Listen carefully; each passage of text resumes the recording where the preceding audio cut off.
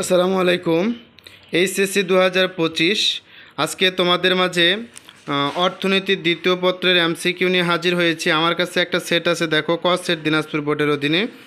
তো যে ক সেটটা আছে সেটার থেকে উত্তর দেওয়ার চেষ্টা করতেছি। দেখো, চাষাবাদের প্রকৃতি আয়তনের দিক থেকে কৃষি খামার কয় প্রকার? সেটা হচ্ছে 3 প্রকার। এক অংশে ফসল উৎপাদন ও অন্য অংশে পশুপালন করা হলে এ ধরনের খামারকে কি খামার বলে? মিশ্র খামার। নিম্নের কোনটি বাংলাদেশে কৃষির সাথে সঙ্গতিপূর্ণ? প্রকৃতির ওপর নির্ভরশীল।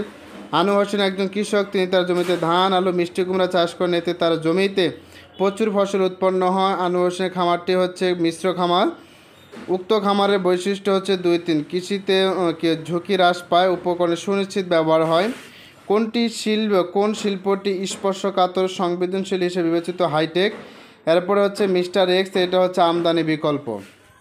এরপরে হচ্ছে আমদানি বিকল্পতে হচ্ছে 1 নম্বর বেকারত্ব কমবে, বৈদেশিক মুদ্রার সাশ্রয় হবে। শিল্প নীতি 2016 অনুসারে মাইক্রো শিল্পের স্থায়ী সম্পদের মূল্য হচ্ছে 10,02 কোটি। বাংলাদেশের অর্থনীতিতে কোন খাতের অবদান ক্রমশ হ্রাস পাচ্ছে? সেটা হচ্ছে কৃষি, কিন্তু দিনে দিনে কমে যাচ্ছে। স্থূল জন্মহার নির্ণয়ের সূত্র হচ্ছে এটা সিভিআর। তারপরে হচ্ছে দেখো, এটা খ নম্বর উত্তর। এরপরেরটাতে দেখো, কোন দেশের আয়তন? এটা উত্তর হচ্ছে 1200 উত্তর হবে। কোনটি মানব সম্পদ উন্নয়নের সূচক? জীবনযাত্রার মান। 13 নম্বর। 14 নম্বরটাতে দেখো, অপ্রচলিত রপ্তানি পণ্য হচ্ছে আমাদের 2-3, সিরামিক আর একটা ফার্নেল অয়েল।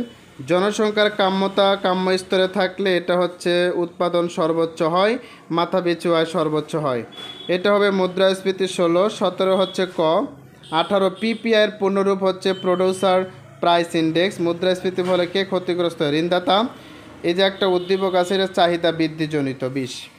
21 নম্বরটা দেখো, এটা হচ্ছে 21 নম্বর উত্তর হচ্ছে আমাদের এখানে 5%। বাংলাদেশে আমদানিকৃত মূলধন জাতীয় দ্রব্য কোনটি? কৃষি যন্ত্রপাতি। এটা হচ্ছে ঘাটতি হবে, আয়ের থেকে ব্যয় যদি হয় বেশি তাহলে অবশ্যই ঘাটতি হবে। বাণিজ্যিক উল্লেখিত পরিস্থিতি উন্নয়নের প্রয়োজন হচ্ছে 1 এবং 3। কোনটি সরকারি আয়ের উৎস? এটা কর হবে। নিচের কোনটি মৃতভার বলা হয়? যুদ্ধ ঋণ। এরপরে দেখো পরোক্ষ কর, এরপরেরটাতে হচ্ছে 2-3। আর সরকারের ঋণ গ্রহণের কারণ সঞ্চয়, বিনিয়োগ বৃদ্ধি, জরুরি অবস্থা মোকাবেলা, ঘাটতি বাজেটের অর্থায়ন। আমাদের এটা হচ্ছে 1-2-3 আপাতত এটা। তবে এইটা একটু মতানৈক্য আছে। অভ্যন্তরীণ ঋণের উৎস কোনটি? কেন্দ্রীয় ব্যাংক। পরবর্তীতে ভিডিওগুলো পাওয়ার জন্য চ্যানেলটি সাবস্ক্রাইব করে সকলকে ধন্যবাদ। আল্লাহ হাফেজ।